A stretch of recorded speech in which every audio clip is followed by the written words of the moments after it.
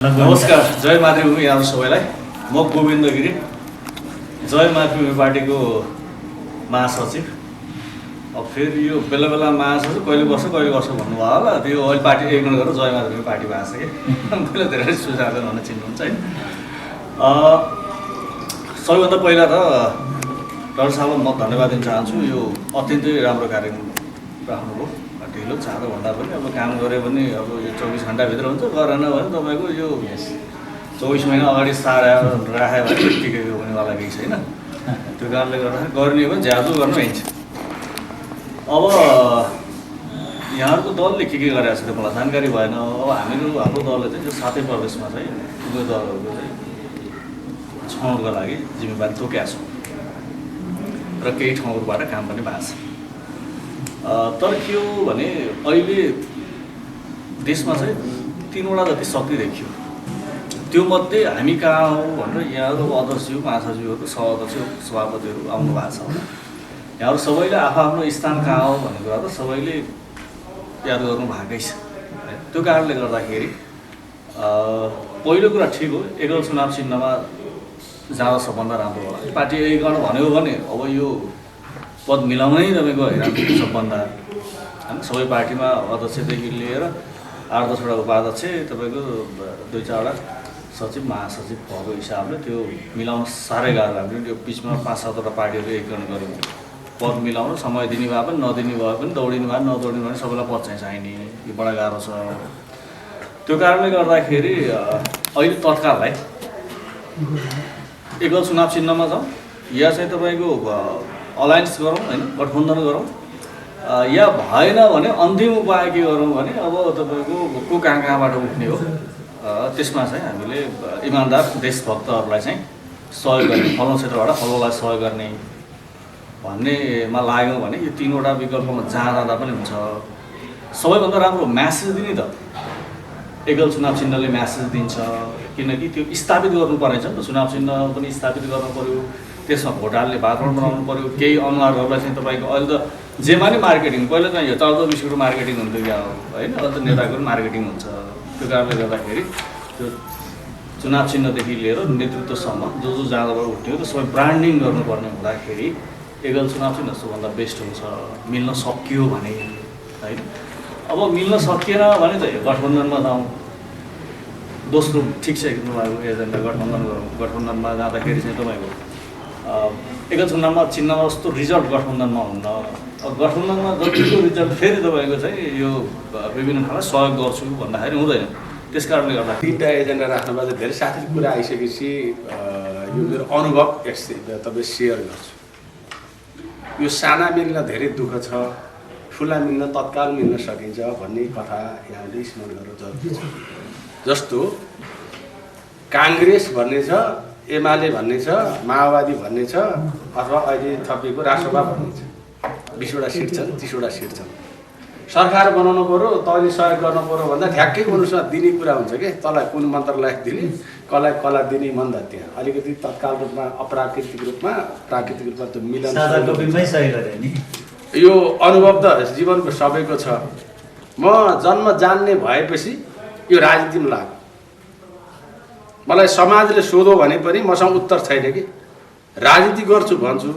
कुनै पढियो लेखियो, कुनै एमएससी एमए के गरियो, अनि यो राजनीतिको आवरणमा देश परिवर्तन गर्न लाग्यो। लाग्दै उमेर परिवर्तन भएर अब तपाईँको चाहिँ ढल्ने अवस्था भयो। देशको अवस्था झन् बिग्राल बन्दै गयो र ठुलो पार्टीमा काम गरेर आइयो। र काङ्ग्रेस पार्टीकै ठुलो नेता भएरै तपाईँको चाहिँ देशको स्टुडेन्ट लिडर अथवा के भएर आइयो। आएर पछिल्लो समयमा 74 सालमा धेरै कुरा मन परेन, 70देखि धेरै कुरा मन परेन। संविधान सभा विघटन गर्नुपर्छ भन्ने सम्मेलन लाग्यो र संविधान आइसकेपछि यही संविधान यहीँनिर दुनियाँ मान्छेले राज्य खेल्ने ठाउँ थिएन। यो संविधान दिवस मनाउँदा त्यति बेला संविधान जलाएर हिँड्यो, काङ्ग्रेसै भयो, जलाइयो फेरि। अनि तपाईँको चाहिँ प्रधानमन्त्री सुशील कोइरालाले बोलाएर भने ठिक गर्नुभयो। मैले ऐतिहासिक तपाईँलाई यहाँ कुराहरू भनिदिन्छु। किन ठिक गर्नुभयो तपाईँ संविधान जारी गर्ने? यो मेरो त घाँटी याङ्दिन जस्तो लागेको हुनाले जबरजस्ती जारी गरेको, यो संविधान चल्दैन भन्ने प्रधानमन्त्री संविधान जारी गरे। र त्यो संविधान मधेसमा पनि जल्यो, आफ्नो ठाउँमा जल्ने कुरा भयो र यो संविधान नै तपाईँको चाहिने गलत आयो र त्यसले हाम्रो राष्ट्रियताका आधारहरू, स्तम्भहरू यसका लथालिङ्ग भएर हाम्रो राष्ट्रियताको आधार भत्कियो। भत्किसकेपछि के गर्ने त भन्दा बिपी चिन्तन प्रतिष्ठान भनेर यसबाट नेसनल इन्टरनेसनल ठुल्ठुला गोष्ठीहरू गरेर मान्छेहरूलाई, नेताहरूलाई सम्झाउने प्रयास गरियो, त्यो पनि पाएन। र 74 सालमा फेरि यही दुःख पाउने बिपी कङ्ग्रेस, नेपाली कङ्ग्रेस बिपी भनेर वैकल्पिक डेमोक्रेटिक पार्टी, एउटा अब फन्ड, स्पष्ट विचार, स्पष्ट सिद्धान्तमा आधारित यो पार्टी हुनुपर्छ। नैतिकतासँग व्यक्तिको राजनीति जोडिएन भने, उत्पादनसँग जनतालाई जोड्न सकेन भने त्यो राजनीति जान सक्दैन। त्यही कुरा थियो बिपी कोइरालाको सिद्धान्त र राष्ट्रिय एकता तथा मेलमिलापको सूत्रमा बाँचियो भने होला भनेर लागेको। आज 74 पछि आउँदा यो 82 मा यहाँ मिटिङ बस्दै गर्दा 8 वर्ष त यसैमा जीवन बित्यो र यो 8 वर्षको अनुभव यहाँबाट सुनाउँदै गर्दा र चुनावको अनुभव पनि ट्याक्कै जोडिदिन खोजे। धेरैलाई प्रयास गरियो हेर्नुहोस्। त्यसका लागि के चाहिँदो रहेछ त भन्ने कुराको म निष्कर्ष यहाँ सुनाउँछु। एउटा त कि यो विचारमा जाउँ, ठिक छ, हामी फरक फरक कोणबाट विचार राखिए पनि यो विचारलाई लिड गर्ने हिसाबले त्यसको चुनाव चिन्ह जे छ त्यसैलाई बोकेर जाउँ, त्यही साझा भयो। मान्छेहरूलाई व्यक्ति सेटिङ गर्ने पनि त्यो प्रिन्सिपल पनि काम गर्छ। तर यो गर्दा पनि के भयो भने मेरो चुनाव चिन्ह प्रयोग गरौँ भने कसरी उम्मेदवार मेरो प्रयोग गरौँ। यो तपाईँको 74 सालमा हामीले प्रयोग गर्दा के गरियो त भन्दा यस्तै समझदारी गरेर समानुपातिकमा भोट यो चुनाव चिन्हमा हाल्नु होला, प्रत्यक्षमा भोट यसमा हाल्नु होला भन्दा त त्यो तपाईँ पटमूर्ख भइदो रहेछ। त्यो खेप्न पर्यो, समानुपातिक उम्मेदवारले सबै ड्रप गर्दै आउनु पर्ने भोटै आएन, उम्मेदवारले ड्रप गर्दै के गर्यो। त्यसकारणले गर्दा जस्तो मोदीले इन्डियामा चुनाव गराए, कङ्ग्रेस आए, त्यसको कसरी लिडिङ गर्छ, त्यहाँ पनि गठबन्धन छ कि। हामीले सबै सानोतिना दलहरू नबुझेर हो, एउटा पर्सनालिटीमा गठबन्धन, तपाईँको मोदीको गठबन्धन भन्ने हुन्छ, विश्वमा जहाँ पनि हुन्छ। विगतमा हाम्रो देशमा पनि काङ्ग्रेसको गठबन्धन, माओवादीको गठबन्धन अथवा यस्तो गठबन्धन हुने, उनी आफै गठबन्धन गर्ने जो मिल्छन् र यो परिणाम यस्तो आएको। तिनीहरूले अरू सहायक दलहरूलाई लिन खोजेको भए राम्रो हुन सक्थ्यो। र अहिले अघि सुन्दरजी खास गरेर म यहाँ नआउँदा पनि हुन्थ्यो। म किनभने मेरो व्यक्तिगत कुरा, म यो चुनावबाट निकास आउँछ भन्ने कुरामा फुल कन्भिन्स छैन। मलाई जो प्रधानमन्त्री बनायो भने अब हिजो सुशीला कार्कीको भाषण सुन्नुभयो नि त, अघि यो पनि गर्न सकेन, त्यो पनि गर्न सकेन, बाहिर जाउँ भने के जाउँ। ल यस्तो कुरा राष्ट्र नायकले भनेको ठाउँमा जानु भनेको त यही संविधान लताएर जाने हो, बाधक संविधान हो। यही संविधानले गर्दा हामीलाई मिल्न दिइरहेछ। 13 गते 14 गते मनोनयन भनेको छ, 9 गते प्रत्यक्षको निर्वाचन। हामी दुईटा धारमा कुरा गरिसक्यौँ। 9 गतेदेखि मिलाउँ, अहिलेदेखि मिल्न सकिन्न भने छोडिदिउँ। यो संविधान बाधक नहुने हो भने त 9 गते ढ्याक्कै चुनाव हो भन्ने कुरा हो भने त एकैचोटि हुनु पऱ्यो नि। त्यो कुरा पनि एकैचोटि भएको भए त हामी 8 गतेसम्म मिल्न सक्थ्यौँ। 13 गतेको कार्यक्रम गर्नै पर्यो। यहाँ लिस्ट बोकेर हिँडिया छ, अब गएर सेटिङ बनाउनु पर्यो। यहाँहरूलाई कति याद छ, यो म दुईटा चुनाव बहुत खेपेर बसेँ। म म्याथमेटिक्समा एमएससी पढेको, तर त्यहाँको सर्किट मिलाउनु जानेन, एकदमै अप्ठ्यारो छ। त्यो कुनै तपाईँको मेजर थ्योरी भन्ने हुन्थ्यो कि हामीले पढ्दा, त्यो मेजर थ्योरी 20 पेजको हुँदो घोक्न सकिन्थ्यो। तर त्यो निर्वाचन आयोगको क्याटेगोरी तपाईँले यो मिलाउनुहोस्, यता के मिल्दैन, पर्सेन्टेज मिल्दैन, रेसियो मिल्दैन, यो मिलाउनु पनि समस्या छ। यसमा अहिलेदेखि काम गर्नुपर्छ।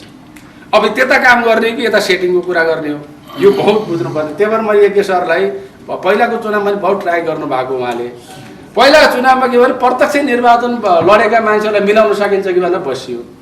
हाम्रो बुद्धिमान तामाङजी पूर्व गृह मन्त्री पनि हुनुहुन्थ्यो, रापरपासँग नि गर्ने, मालेसँग गर्ने, या हाम्रो तपाईँको नेपालको लागि नेपाली र बिपी काङ्ग्रेस, यसमा केही गर्न सकिन्छ कि भनेर सोचेर बसेको। मनोनयन भइसकेका थियो। 1 नम्बरबाट रविन्द्र मिश्र लडेका थिए, अनि हामीले बनाउन खोजेको उम्मेदवार थियो बालकृष्ण नेउपाने हो। अनि रविन्द्र मिश्रको इजाजत त रापरबाट लिनु पर्यो। यता बुद्धिमानले के भन्नुभयो भने लिस्टमा त उहाँ हुनुहुन्न, तर भर्खर एमालेसँग हाम्रो हिजो राति कुरा मिलिएको छ। कुरा मिलेर अलिअलि ट्याकन टुकन भोट ल्याउँदा र संसदमा जाने कुरा भइरहेछ। अब यो बेलामा रविन्द्र मिश्रजीलाई ब्याक हुनुहोस् भन्नु त कसरी मिल्न सकिन्छ? एउटा त्यहाँ मिल्न सकिन्न। अर्को कुरा, उम्मेदवारलाई प्री खर्च भनेर 50-50 हजार दिइसकियो, अब 1.5 लाख पठाइदिने हो। 50,000 त हाम्रो इन्भेस्ट भइसक्यो, कुन उम्मेदवारलाई फेरि पैसा कहाँ थुत भन्ने हो? पैसा लगानी पनि जस्तो पर्सि 13 गते मनोनयन गर्दा त 50,000 बुझाउनु पर्छ। प्रत्येक पार्टीले समानुपातिमा भाग लिन्छु भनेर नाम दर्ता गराउने पनि 50,000 बुझाउनु पर्छ क्या। पुरा 50,000 को मोटो रकम हो अरे। हामी लुटपाट गरेर आएको भयो त 50,000 सानो रकम हो मान्ने। पहिला त अहिले तपाईँ परदेशको थियो र 2,25,000 बुझाउनु पर्थ्यो, 2,25,000 बुझाउनु पर्थ्यो, अहिले 50,000 बुझाइन्छ भन्दा कमसेकम 50,000 बुझाउनु नपाउने विधिमा आज रातरात एउटा चुनाव चिन्ह एउटा पत्ता लगाउँ र जान सकिन्छ भने दिन पर्यो। त्यो पनि एउटा मोडालिटीमा कुरा आउनु पर्यो कि केलाई आधार मानेर एकता गर्ने कि फेरि सांसद हुनका लागि मात्र एकता गर्ने, त्यो पहिला भिजन क्लियर हुन जरुर छ है। यो तपाईँहरूको प्रयासलाई मैले सराहना गर्दै त्यसमा जान सकिन्छ भने जस्तो म बीपीको राष्ट्रिय मेलमिलापको नीतिको पक्षधर हो। मिश्रित अर्थव्यवस्था प्रणालीबाट उत्पादनलाई जोडेर जान सकिन्छ भन्छु, तर अहिले तपाईँको चाहिने नियो क्लासिकल थ्योरीमा चाहिँ सबै बगेको। अब राष्ट्रवादलाई हेऱ्यो भने त्यही थ्योरी छ, थ्योरी के हो थाहै छैन, तर गठबन्धन भइरहेछ त्यहाँ, जताब त्यति भोटाल्नु भइरहेछ। अब यस्तो ठाउँमा सिद्धान्त विचार मरेको ठाउँमा, त्यही भएर म कम बोल्छु भनेको। म सिद्धान्तवादी हो, म विचारवादी हो, म राष्ट्रवादी हो। उहाँ अघि हाम्रो दोना सरले भने जस्तो अब देशभक्तका परिभाषा के हुन् थाहा छैन, म आफूलाई देशभक्त ठान्छु, त्यति हो। मैले अरूलाई त्यहाँ अराजक कसरी भन्न सक्छु फेरि? त्यसको आइडेन्टिफिकेसन त केही छैन।